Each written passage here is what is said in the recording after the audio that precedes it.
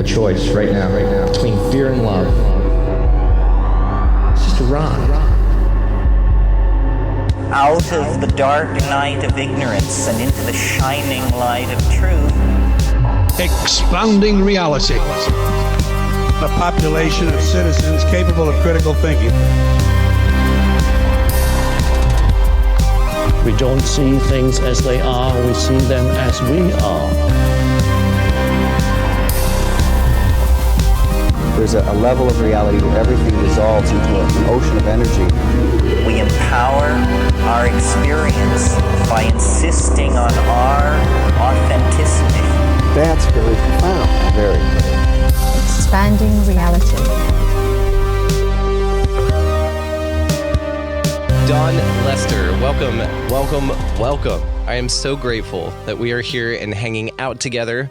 You have written an incredibly cool book, co-authored. We've written two, but this one here that I have on me is What Really Makes You Ill.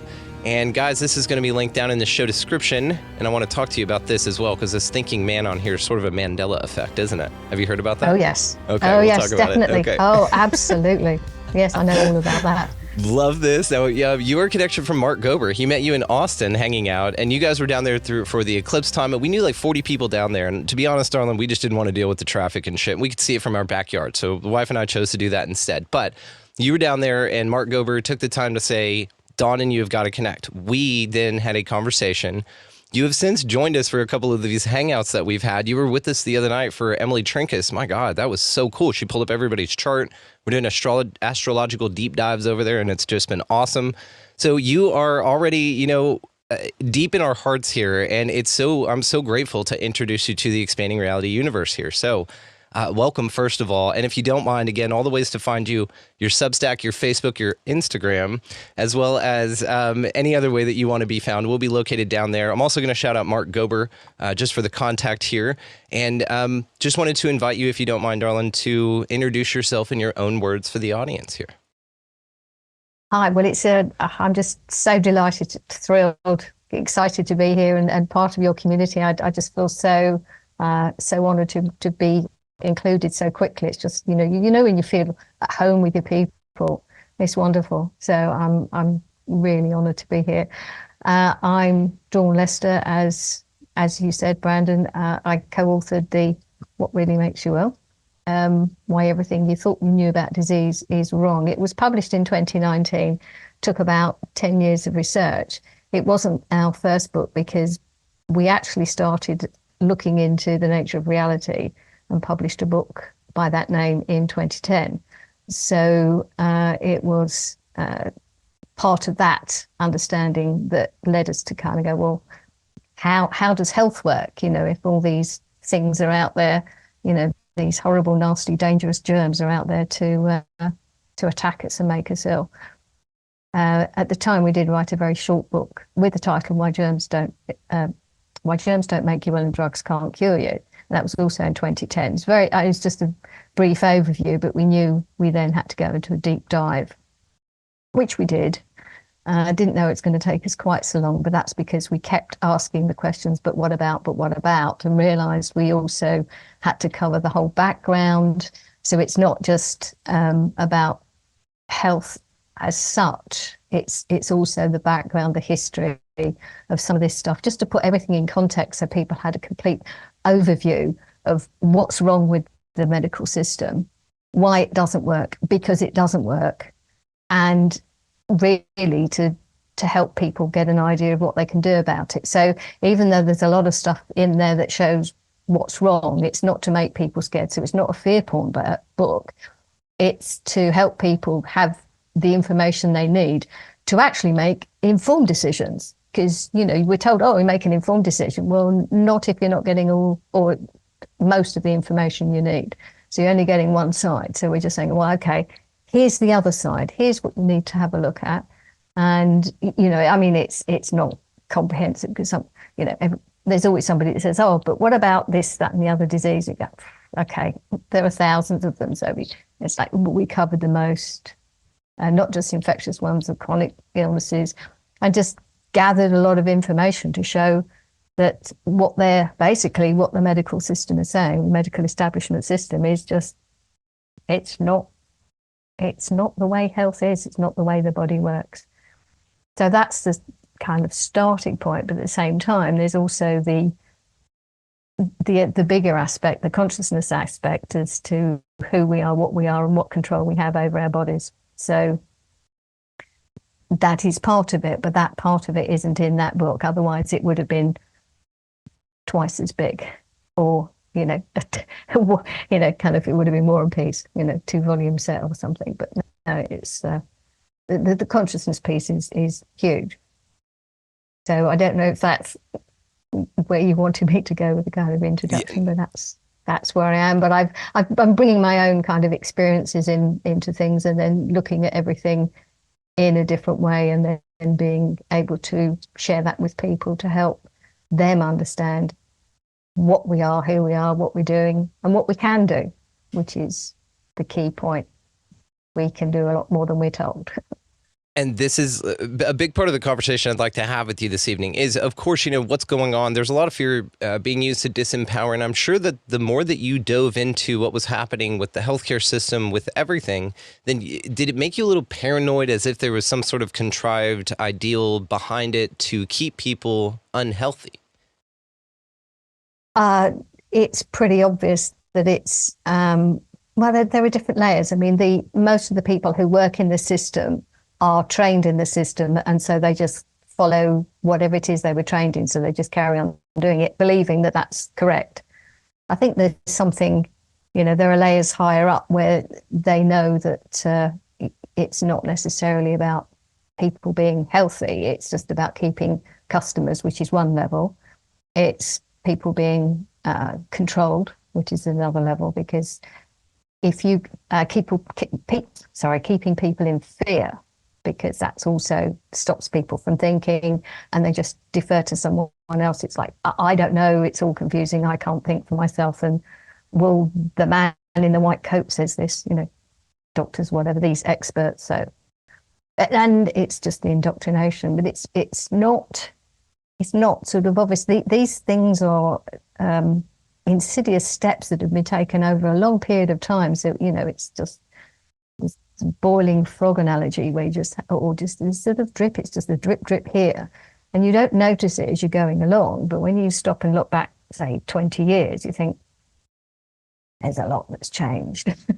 It's like, oh, yeah. It's a gut punch. But you don't notice it.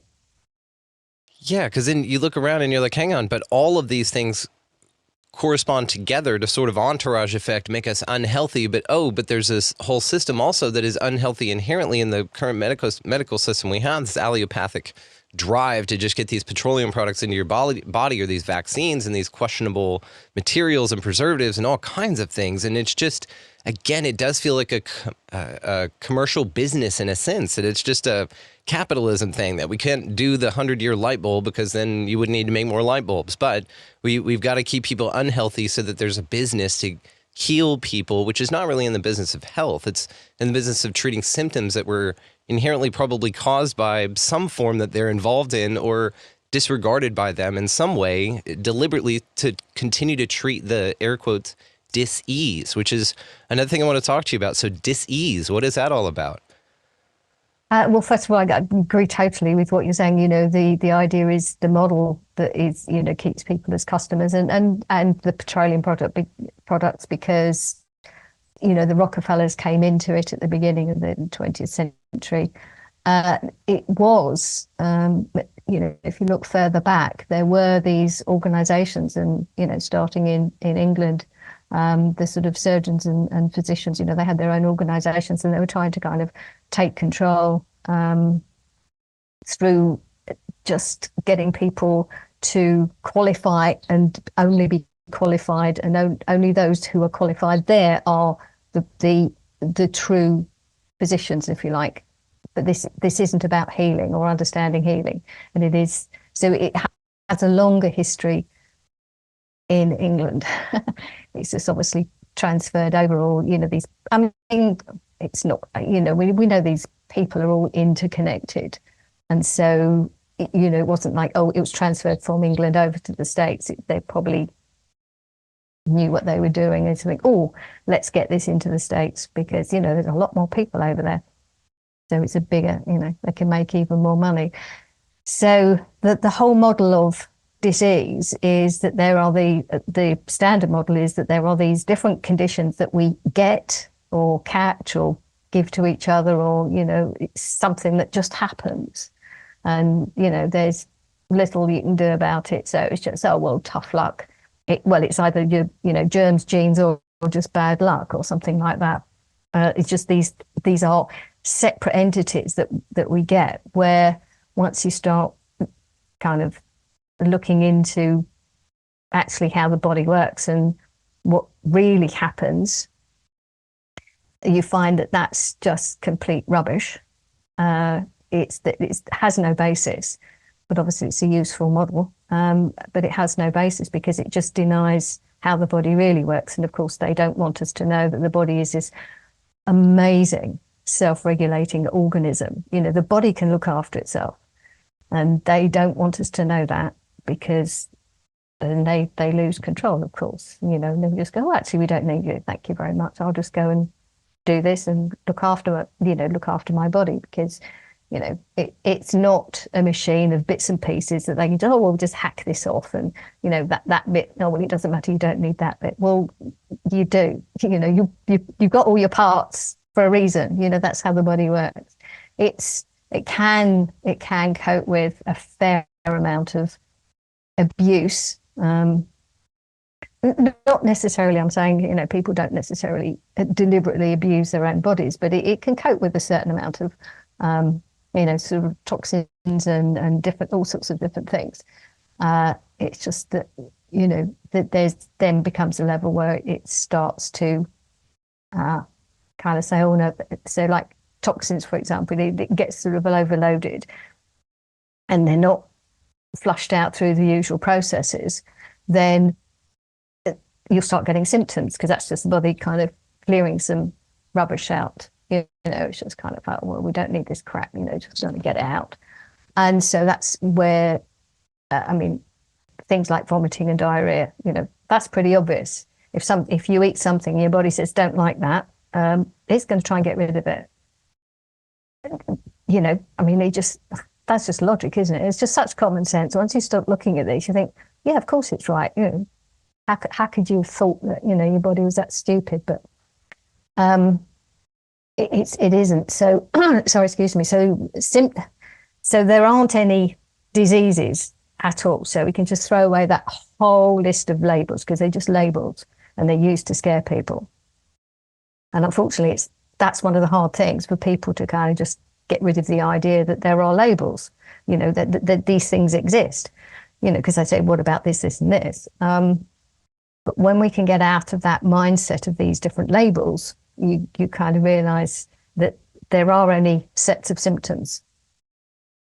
And so that's what your body is dealing with. So your body's processing something and you've got symptoms. I mean, what gives the body kind of a reason to actually produce these symptoms? You know, we can sort of go into, there's a few different, and it's always different combinations for different people.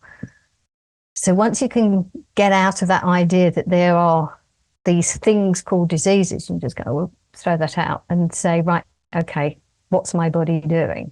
Okay, I've got, my head hurts. So, yeah, so again, that's the thing of I've got or I have, it's, you know, possessing, so we get that. They get that out of the way as well. It says, okay, my head's hurting, you know, it might be your body just saying, well, go and have a rest, or, you know, get away from the screen or something, just, you know, because it's your body giving you some information. So these are just different symptoms that are arising in the body for different reasons. And it's learning to just be okay with that, to also recognize that you can kind of question your body and say, okay, is there, what's going on? You know, so again, start trusting intuition as opposed to this, you know, this other system that we've been indoctrinated into, and start listening and think, well, what did I do? What did I eat? What happened that might be giving rise to this symptom? You know, start listening sort of intuitively, and as I say, you might get some of the answers. But that step of these labels, I mean, that's just that's one of the big steps, I think, the biggest, because people will give these sets of symptoms. And one of the things that was so astounding, really, that going through all these different, not just papers, but all these different websites, like the WHO, CDC, and the NHS, where once you start looking at the information they're providing about these so-called conditions, you read that, we don't quite know the exact cause. We're not totally sure. And again, in study papers as well, I read so many where, we're not entirely sure of the exact cause, but so it's most research obviously is to produce some kind of treatment. I mean, I won't say medicine because it's not, but it's some kind of treatment that will affect something that they're doing in the laboratory, which has nothing to do with the body. So they're just trying to produce some kind of product. And they'll say, we don't know quite what causes this, but this seemed to do something. And quite often at the end, they say, but more research is required. So of course, they're just keeping themselves occupied, making sure that they've got a job going forward. It's like, we need to carry on researching, because that's a lot of the problem with getting funding to do research. And most funding goes into research that's backed by pharmaceutical companies, or they're connected to pharmaceutical companies, because obviously they want to carry on with their products. So it's all so intricately interconnected, and that's why it's tough to get any kind of research that looks into anything other than that's the way that system works. So they're still stuck with these labels of diseases, and at the beginning they'll say, this disease is caused by X, Y, Z. But when you look into it, they say not necessarily, because once you start digging into the paper, you go, well, we don't exactly know the mechanism of action. We don't quite know what this is, and it's all conditional language of probably, and it's just incredible once you look at it. And they're the kinds of things that are in the book to just show people that there are contradictions all the way through this system and their literature. You nailed it with this, and I'm going to shout out as well Mark Gober's book, An End to Upside Down Medicine. Guys, I'm going to go ahead and link him again down there as a shout out for connecting us, so thank you so much. Something he points out in there, as you just spoke about, and is in your book as well, is the innate ridiculousness about how they have to set up conditions for these in laboratory conditions for diseases to be transmitted or affect anything at all. And this gets into to different topics of conversation. But what's fascinating is, again, the laboratory conditions.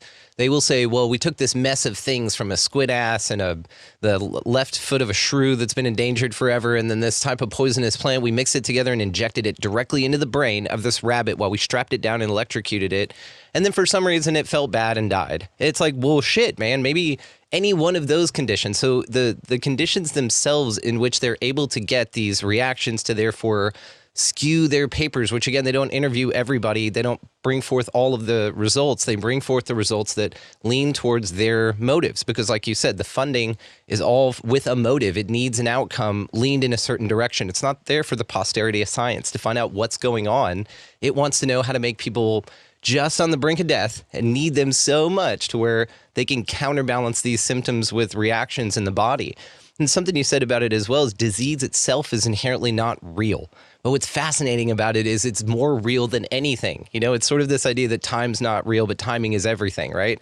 It's because disease is in the mind, it's a mental disease at that point, which means that people will release cytokines in their body because they read something feeling like that's what's occurring in them. Their body will mimic that because that's how powerful you are. And then they'll have a pill for it or a treatment for something that's really just something that happens. Something that my nephew and I talked about whenever he came out here to work on the ranch. He's a younger guy at the time, and he did great. One of the things we talked about is the difference between discomfort and pain. And discomfort usually is an indicator that you're challenging yourself, that you're growing in a certain way. Pain is an indication that something's wrong and needs your attention, which is very different, right? So when we'd be working out here on the ranch, you'd be like, oh, I'm in pain, I'm in pain. You're not. You're uncomfortable because these muscles haven't been used yet, right? Once we get through that, you're able to build up and be stronger, right? But What's interesting about this, as well as this slight discomfort, is met with an immediate pill from the pharmaceutical company, where maybe you were just in a growing cycle. Maybe you just got a ton of sun and your body's doing great with its vitamin D right now, and you're just feeling a lot healthier and different, and you don't know how to regulate that, so you'll take a pill to sort of balance yourself down vibrationally. So it's interesting as well that the freeness that comes with you with the real understanding that something out here is not out for your health. It's not a health system. It's a to create cures to treat symptoms type of a system.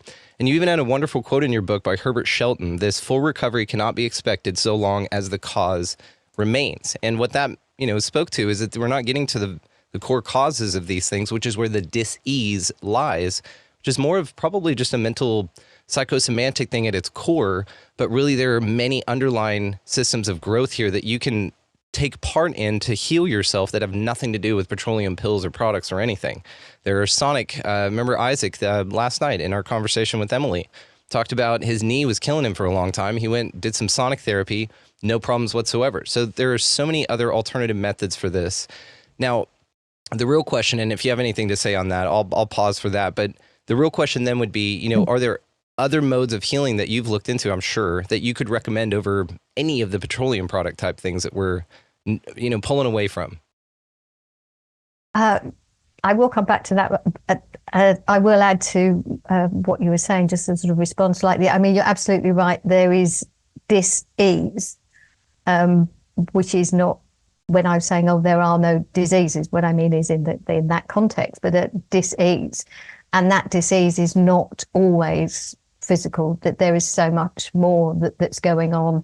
And it's kind of known in the pharmaceutical industry, because obviously they work with placebo pills. They do know about the placebo effect and its opposite, the nocebo effect, because they can actually have people who take, and I mean, placebo pills are just inert, they're sugar pills or something.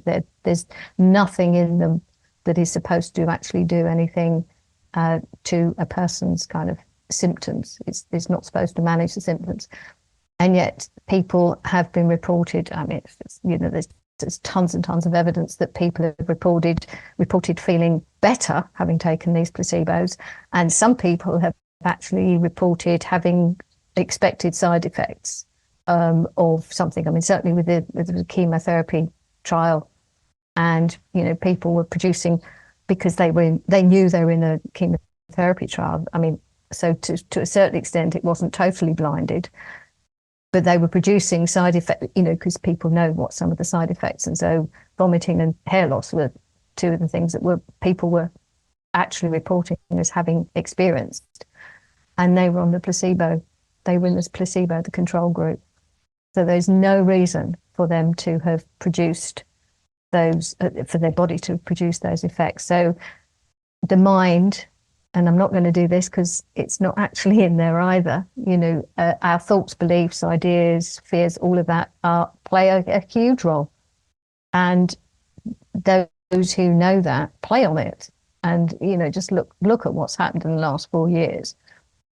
And they've just used fear. And so many people have looked at what's going on, this whole COVID nonsense. I mean, and it is complete and utter nonsense. There was no disease, whatever they're trying to make out. What they were doing was pumping out this fear all the time and putting that out daily, telling people what the symptoms are, and so people are reading them, all the symptoms. And some people, I'm not saying I know the proportion, but it's because of we know, because of the way the mind works, we know there will be a number of people, percentage, who would have just manifested those symptoms because they were expecting it. Just the fear porn the whole time, just pushing and pushing at it. So yes, that's a huge aspect of this whole health thing. And at the same time, because we know our own thoughts and ideas, whatever, are so powerful, we can say, right, okay, well, we can take back control and we can actually do something about it. So that's how we can take back control over our own health and do something to positively affect it, because it's only the body that heals itself. So anything that we do will support the body's healing processes. So we can, what we do either supports the body or gets in the way, and the whole medical system essentially gets in the way. I'm not talking about surgeries. This is just the so-called medicine part of it. So there are, did daily stuff, just your everyday coughs, colds, bumps, bruises, little sores, little here's and there's, just, and it takes away your independence to heal yourself and to be really, sort of aware of your capabilities of what you have around you, and then ignore nature all around you as well. We'll go through the plants app all around our property and be like, holy shit, we have all these fascinating plants all around.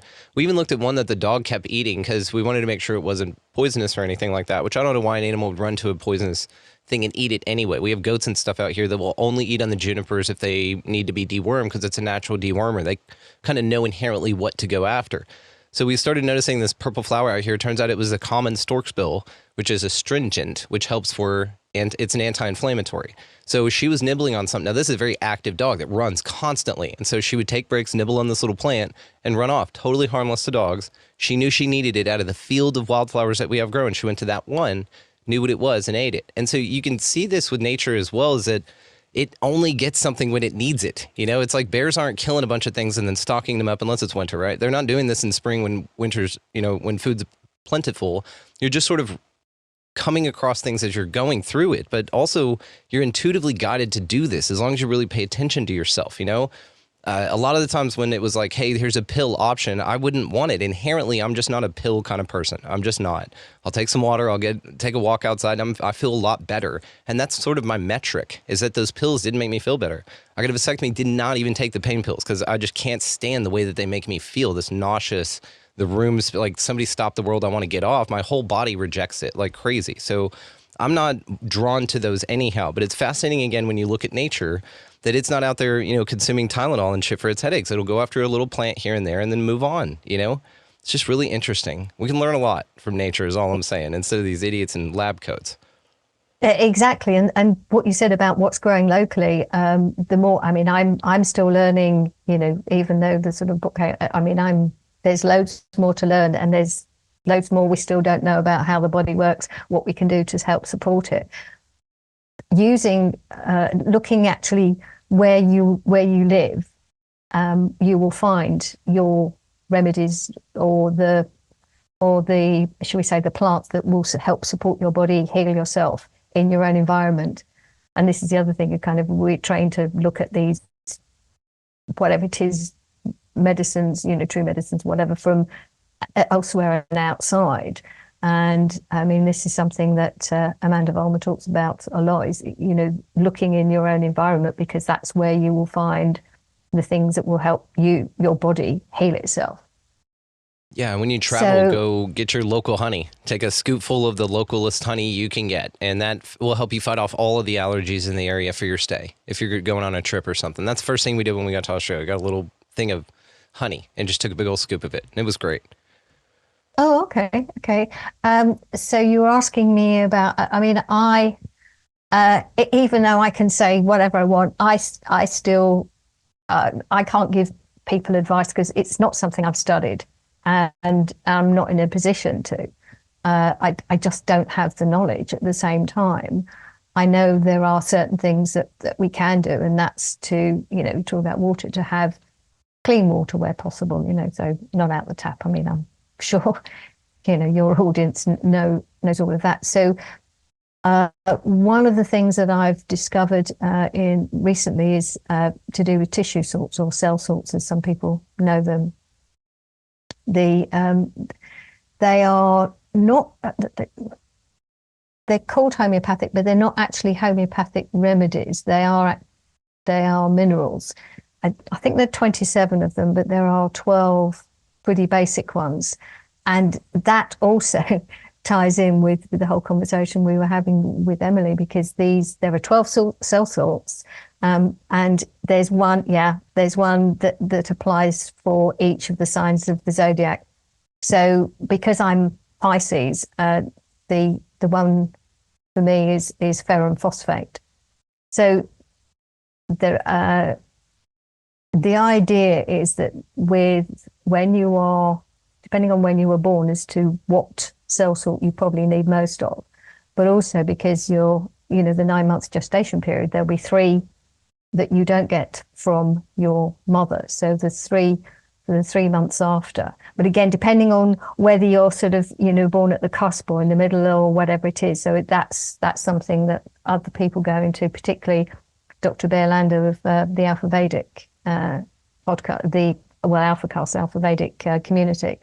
He talks about that a lot. He explains that and how that works, and the fact that they are, because of just, the mess that's being sprayed on us and the way, on the crops in the atmosphere and everything else. It's one of the things to do to just help support your body, because even though you may have organic food, you may grow it yourself. Sort of growing your own food is great, and you may grow it organically and look after it and not put any sort of toxins or any crap on it, or whatever. That there's stuff in the atmosphere, and that you can't necessarily control. And there, the depletion of the soils and everything, because of all things that may have gone on before you even bought the land, so you don't know. So again, it's to help support the body. So that's one of the things that so again, it's not a recommendation, but that's one of the things that I've been adding to my sort of daily routine. So just to be clear, because I'm fascinated by this. So are there cycles that happen within the human body that every month, or for 12 cycles, you get a release of this, or you need more of that particular mineral? Is this what you're saying? Or do you take all 12 daily, which help you?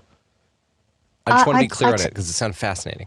Right. I take all 12 because I'm Pisces, so I was born in March. So it would seem that my body it requires more of that particular one that applies to me. So depending based on your where sun you're sign, born, based on your sun sign, yes. And this is an ancient sort of understanding to where those 12 correspond with these sun signs? Yes. There's a fascinating book called The Zodiac and the Salts of Salvation by Dr. George Carey, Carey. Just sounds fascinating. It is fascinating. And again, that's, it just ties all these different things in with showing how everything is so interconnected. We are so interconnected to nature, to the whole realm, whatever we want to make of it. We're not disconnected. And to think that we are is such a mistake. And that's where the medical system goes wrong, because they think, oh, well, you just, sorry, excuse me, the human body's just a machine and they can just sort of fix it like they fix any machine. Sorry, excuse me. That's okay. It's very subjective, though, and it is based on astrology a lot, which is fascinating. Yes. No, absolutely. It's based on astrology, and each side, each different mineral has a different affects a different part of your body. It's just, I just, I wish I knew more, but it's, I know somebody who's been studying it for years and he still says he's learning more. So it is a fascinating topic. So again, with the whole astrology thing and how that ties into not just how we are in the world, but how our bodies work and yes. It's so interesting. And so there's even an astrological sun sign. I'm just going to derail on this real quick because it's fascinating. That Aries needs number 6, Calipholus number 6. Taurus needs natural sulfur.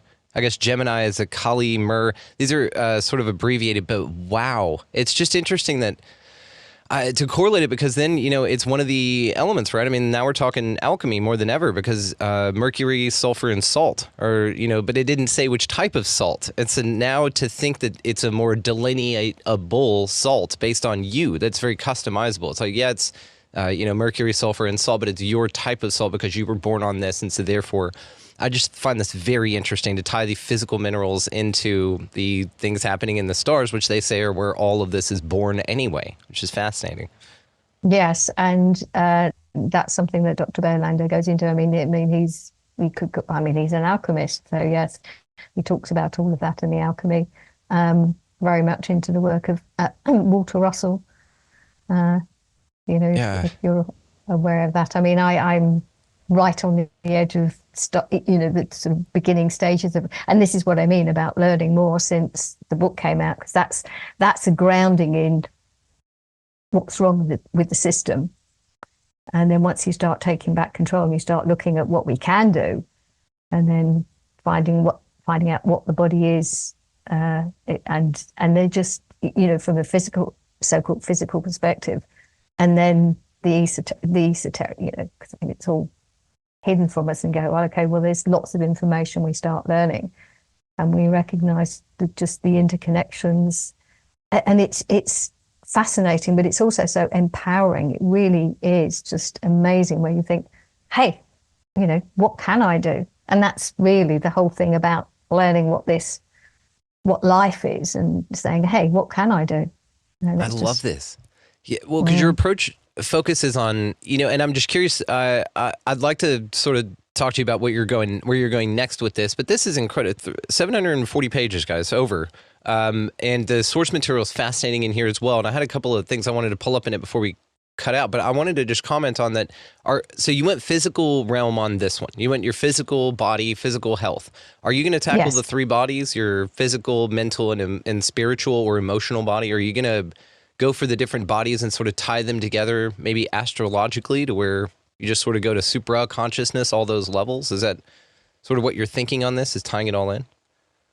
Not quite in the context of different bodies, more in the context of the kind of consciousness aspect of who we are. And again, I'm not sufficiently sort of read up on the different bodies and whether they are different bodies as such, or whether they are my perspective at the moment, and I'm still learning, so I'm looking into change it. I'm open to changing it if because just I'm still learning, as I say, looking at it from a perspective of consciousness, and everything we experience is experiences in consciousness and states of consciousness. So at the moment, my language would suggest that, or my way of understanding, the way I language it is to say they are different states of consciousness, and more expanded consciousness, that you will have different experiences. So whether it's sort of in this realm or beyond. So like in the dream state, when you're in the dreams, there are far fewer limitations on what we can do.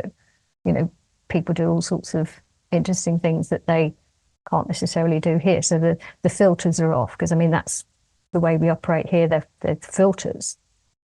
And so we function in a particular way. So it's sort of, the time and space and so we get the perception of time and space. Whereas in the dream state, the filters are looser, they're not as tight. So we're sort of open to more. So I really, I don't know more. I don't know enough about these other bodies to say whether I'd take it. I wouldn't necessarily go from that perspective, but it is to open it up into looking at what we can know about consciousness and what we do with it, what we can do with it here. Yeah. And that also ties back to my perspective on the Mandela effect, because I mean, yes, because I know it was head on. I know, yes. Now, interesting like this, right? Yeah, it was absolutely. And the interesting thing is that image is taken from a photograph that my writing partner David Parker took when he actually saw that. He took a photograph, and then we used that. But I've been using that thinker image. There's a photograph of one of the statues, and I don't know exactly where it is, but it's outside, so there's sort of greenery around it. And that was my profile picture for Facebook since 2008. So I know it was, a fist on head. I know it. And even though I was always told I had a bad memory, it's like, no, my memory's not that bad. But that's the thing. Maybe they planted a seed because they were going to alter the realm. So then the question is what the hell do you think the Mandela effect is? Because you have one, you've got it on your book here. You remember clearly, as I do. I want to say that I'm from the dimension or whatever where my memory said that it was on the head. Made more sense. The head is where you think. So why would it, right? I don't know. That's how I associated it with it. So what do you think? Mandela effect. Well, I can't take credit for this idea. I have listened to Brian Staveley, who talks about it an awful lot. He's one who's and I've listened to a lot of a number of his interviews, and I tend to agree that it is showing us how malleable this reality is, how flexible it is. It's not fixed in the way that we've been told, and things can change. And I think it's a very, from my perspective, I think it's a very positive piece of information, if you like, of how this realm works.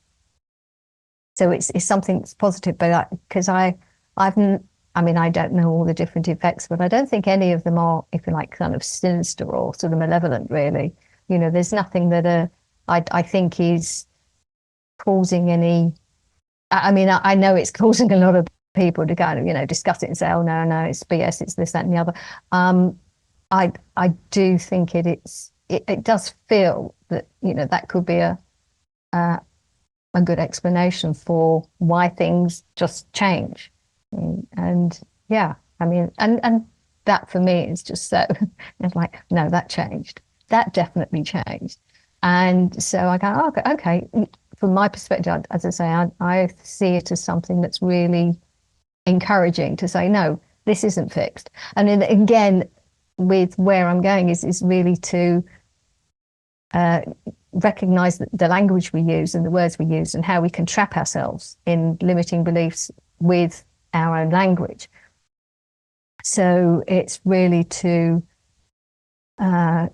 recognize that the more open we are with our thoughts and then with our language, and that's how we create our experiences in this realm, which is that aspect. So we can recognize that if we say, oh, it's not possible, well, why isn't it possible? So it's really to start looking at the language we use, because that will show us where our beliefs are. And then we can say, well, and to then look at your belief and say, well, actually, is it true? Is that correct? I know that's sort of drifting in a little bit into sort of Byron Katie, and it's like, is it true at the same time? It's what is true? Because that's really where we are. Just saying, okay, let's throw out all what we've been told, because we know most of it's rubbish. And what is true? Let's have a look. What is true? What is real? What can we, and not from a perspective of, oh, nothing's true, but it's from what can we do? And the less limiting your ideas and beliefs are, and the more open you are, you kind of, okay, let's see what is, let's see what happens. So let's see what we can actually, so like talking about manifesting. So what can we actually manifest? What actions can we take here? And if you don't think you can take an action, you start looking at, well, why not? So it's really the inner work, and then putting what we discover actually out into the world. Do you think this is sort of the game here? Because it does feel like this Matryoshka doll that you're constantly breaking untruths, and so some of us may get to the point to where we don't know what is true here, if the truth is even to be found, because it seems that if you keep digging far enough, you'll continually shatter those Matryoshka dolls down to something beyond what it presented itself to be. So do you think that that's sort of the point of this place, to just constantly go for, hit these untruths down? Do you think that there is truth to be discovered here, rather than just constantly pointing out untruth?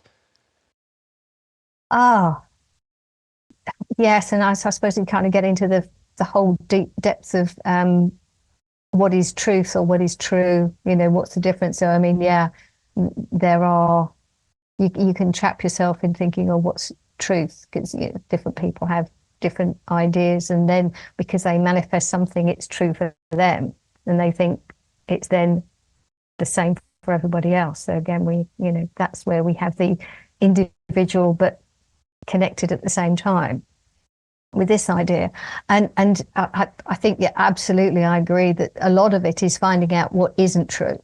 And that's really what the point of the book is, to say, you know, everything you've been taught about disease is wrong.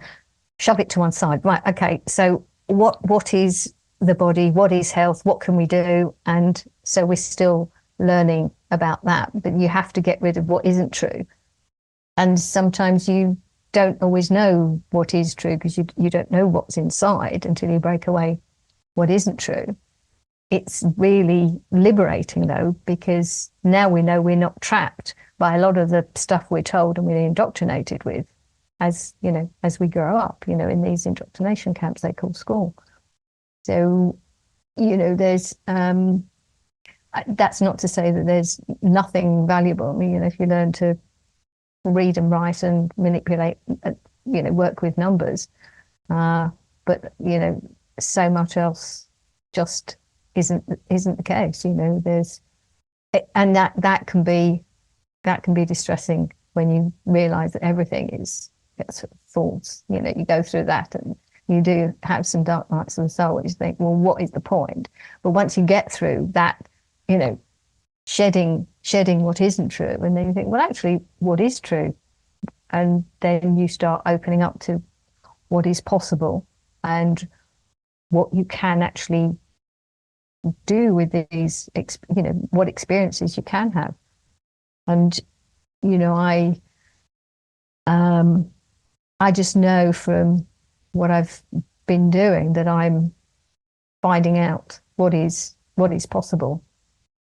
And, you know, I still catch myself on certain thoughts and ideas, and you think, okay, so I'm learning to sit with those and just say, okay, you know, just to go through that process. And when you're saying, right, here and now, is that true for here and now?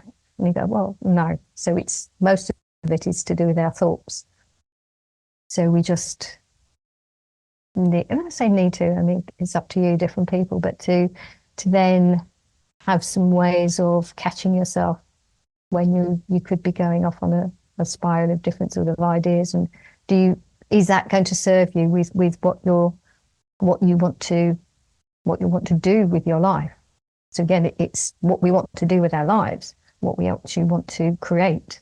So it allows us to become more creative, because the limitations have just been shattered. So I think it can be scary at some point, and for some people, but it's incredibly liberating once you start really sort of sitting with that and just going, oh, okay, what can I do? You know, it gets exciting. Do you think that there are limitations that can't be surmounted, like gravity or something? Well, once you start looking into gravity, you find that, you know, there are some big problems with that. So, I mean, the law of densities. Do you think that you can overcome that? Yes. No, I'm not suggesting that it's okay for people to jump off a cliff and think that they can fly. No, that's not at all what but so no, definitely. I don't know what's possible. I mean, this realm does have a certain way of functioning. So it appears, you know, the sort of solid, and we interact, you know, we've got this technology and we can do these kinds of things. So there are, I'd say, I'm not sure if limits, maybe it's not a question of limits. Maybe it's just a question of there's certain basic functions. But aren't limits just perceptions? And aren't those basic functions just what we've mostly been told about what's going on, not necessarily what's true?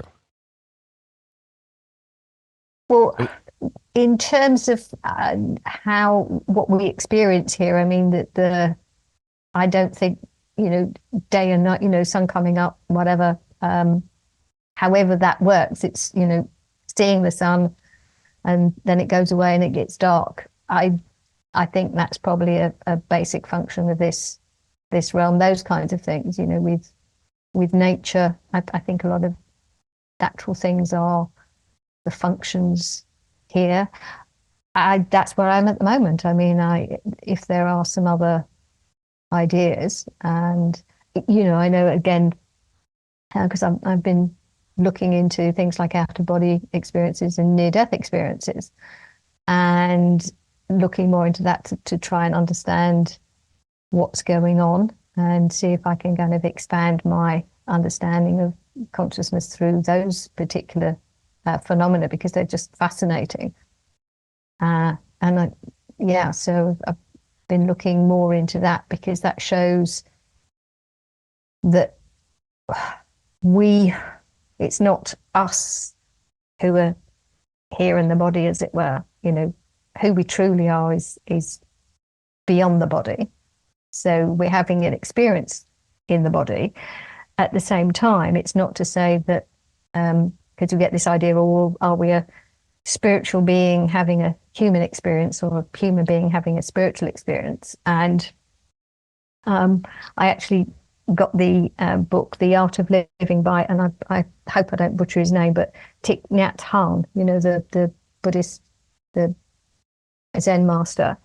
And he basically, his definition of science and spirituality are that they're both kind of fields of research and study, that they're both ways of developing an understanding.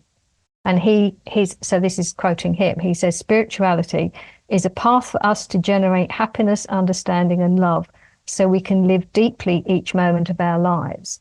So spirituality isn't something elsewhere.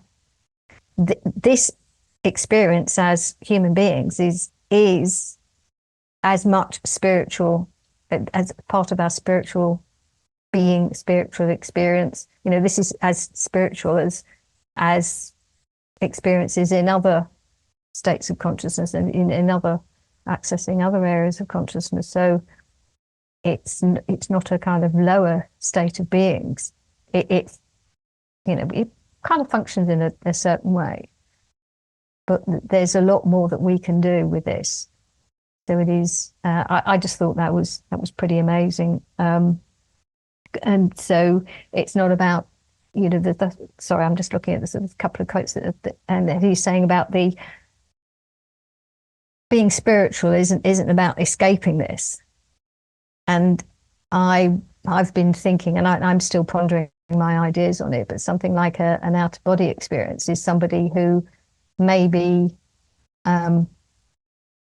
wanting to escape here, and again, all the idea of that you're actually going out of your body is, well, you're out of your body now as much now as you are then. It's just a question of where you're.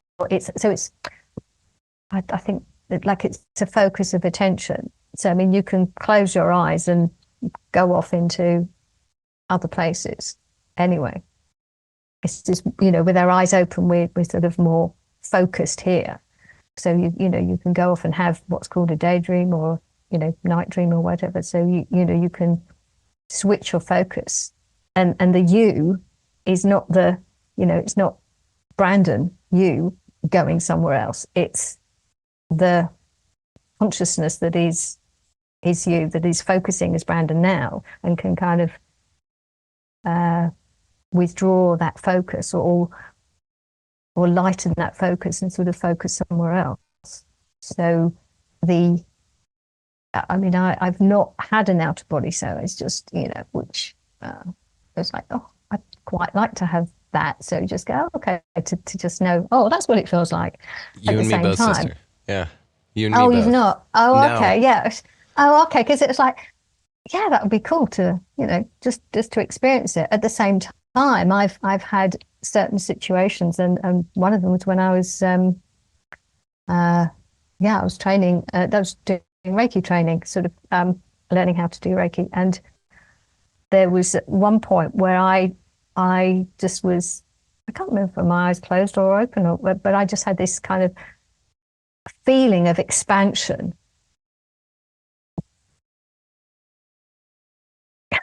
So it's so difficult to put this stuff into words, isn't it? Because these concepts, but this feeling of expansion, of just being huge. So not like my body was huge, but I, whatever that I is, was, because that's, if you like, behind this.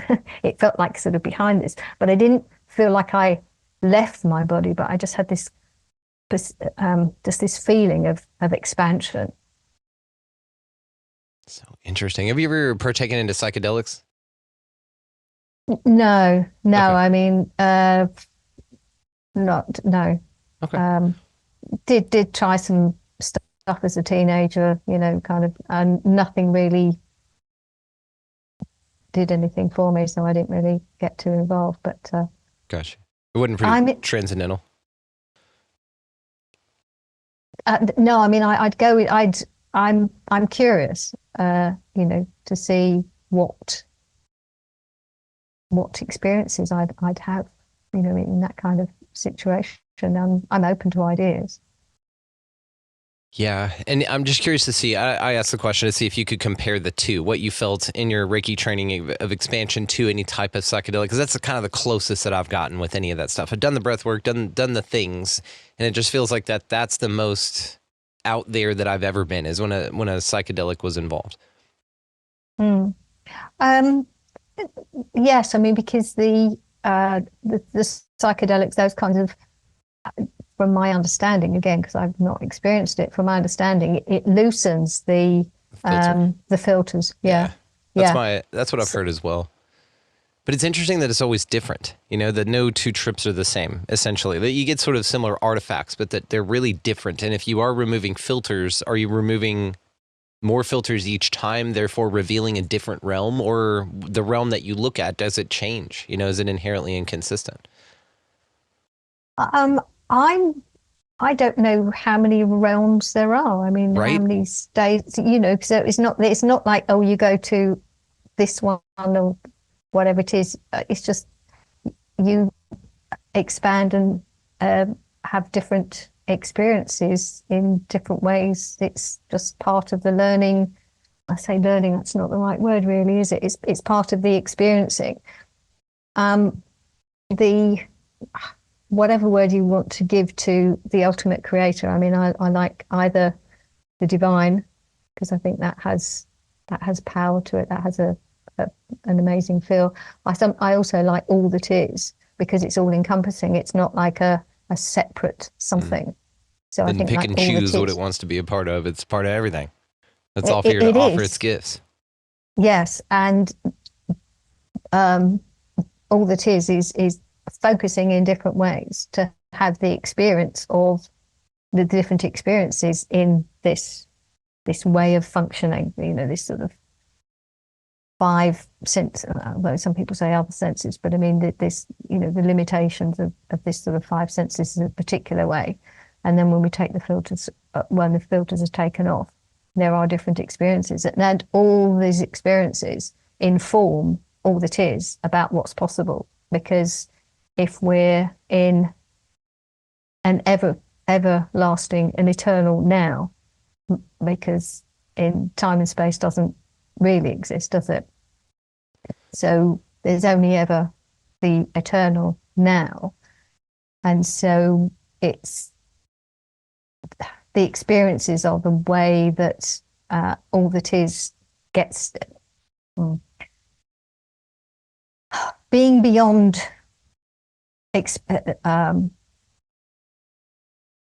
this form. It's like knows everything, but has to create whatever it is to experience it. So it's, all these different analogies of, learning something, and it's not, if you want to learn to, you can read all the books about whatever it is you want to learn until you actually do it.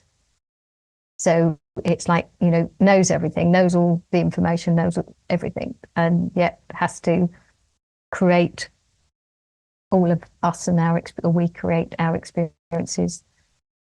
And that's where we're connected, through that kind of big consciousness, the consciousness of all that is. And that's where we are all interconnected. I've been playing with different analogies always help. Mm-hmm. So I've been playing with it because, and I know it's something that Mark Gober uses, because he again refers to Bernardo Kastrup, and I've read one of his books as well, using the whirlpool analogy, and using the kind of body of the ocean.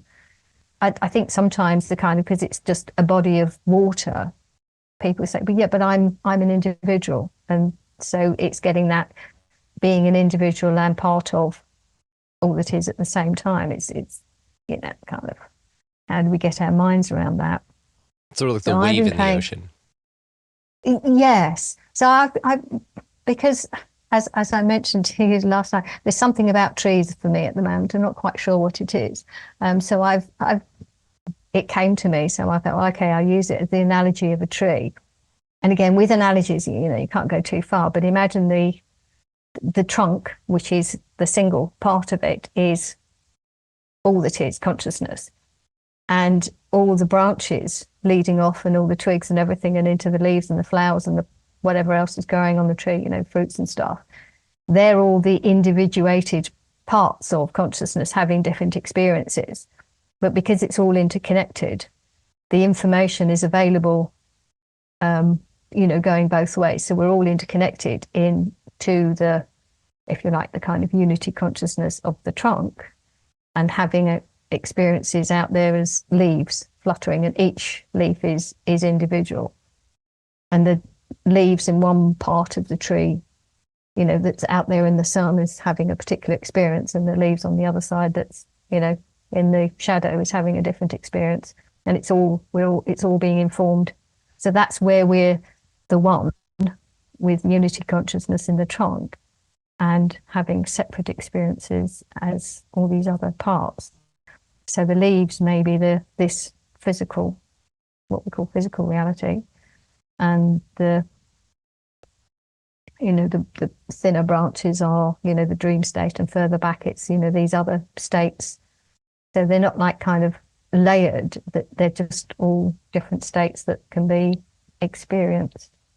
I'm still playing with that as an analogy. And again, you can't take it too far, because obviously leaves can't travel and move around and, actually meet up. But, so there are certain things.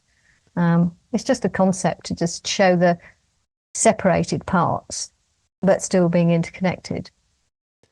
What I think is neat about it, though, is I'm sort of picturing leaves as us in lifetimes, right? And if you look at it on a tree's life, it'll go through many seasons of growing and shedding leaves. So therefore, that could be analogous to our lifetimes, is that we would be this leaf on this tree, and maybe each lifetime we appear on a different branch of the same tree, but it's a different branch. So we get a different vantage point and all of that.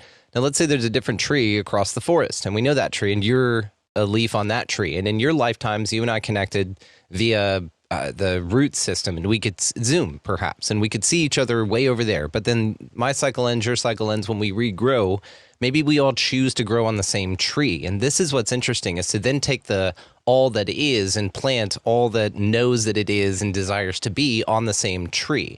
So therefore, you have basically a tree of knowledge, let's say, to where all the leaves that are growing on it are there very deliberately and chose to sort of organically come together to either heal the tree or to experience the tree as one themselves through these continuous cycles as the tree loses its leaves and seasons and things like that. Like, you'd get this really interesting perspective if you look at it that way. So I love your tree analogy. I think that's brilliant. It's beautiful. Thank you. Yeah. The way I see it, though, that there is only the one tree. So, I mean, there wouldn't be. Right. Because that's where the unities. So yes, I'm. I have to say, I'm aware of the limitations of these analogies, and kind of like, you just have to ignore the roots at the moment, because I can't work out how they fit in, because anyway. So if you ignore that, but so yes, I mean, as you say, the leaves are. Each of us is a leaf. We go through whatever the cycle is and drop off. But that's not who we are, because our real being is the trunk, is within the trunk of all that is, because that's who we really are. That's interesting. You, like a creator, are creating from a centered point, but all your little leaves are just your creations out there that you're able to create from this, even though they're all different, but they're all from you. That's beautiful. How absolutely awesome, Dawn. Well, I'll tell you what, we'll wrap up this free part of the show and we'll get into our afterthought here because I'm going to go deep with you on this. I want to know, what this human experience is all about, what the damn purpose to being human is. And we're also going to talk about vestigial organs because you mentioned that earlier. Everything you've got on you is supposed to be there. Well, I mean, I've heard of people getting their tonsils and wisdom teeth and all kinds of shit just ripped off of them that they don't need. And I've thought about vestigial organs for a long time. So I'm looking forward to getting into that with you. Now, before we cut here, and I just want to make sure to remind everybody that your Substack, beautifully written, highly recommend you guys check that out, as well as your Facebook, Instagram, and your book are going to be located down below. What Really Makes You Ill? Outstanding, guys. I mean, it's an honor to be able to sit here and to wax poetic with you with this and know that this is just the beginning for you, that you're just getting started here and that you have so much more to offer. It's just an incredibly beautiful thing to sit here with you. And so thank you for your time to hang out with us in the audience. Now, before I let you run, for this part of it, do you mind just telling us what gets you out of bed every morning? What gets you up every day? There's a trial in this place, and why do you keep moving forward? Curiosity, desire to learn, keep wanting to find out more. Sometimes it's, some of those mornings where you kind of, and I think, no, because of what I've gone through, I go, well, I've got through that, so, let's just keep going. It's like, I want to know, it's like a really long story. I want, I'm not nowhere near the end of it, and I want to keep finding out what else there is to do, what can be done, what's possible, what I can do, what I can create. The people I'm meeting I'm just meeting such amazing people, yourself, of course, included. And life is just showing me how wonderful it is. So I was like, I want more of that. And it's not just about taking, it's about giving. I'm looking at ways I can serve as well, to give back, to explore, to help, to facilitate people kind of getting themselves out of where they may feel stuck, whatever it is, to help them kind of get the best out of their lives, which I know is always reciprocal because I'll be learning at the same time. So it's, to know what I can do, how I can serve people.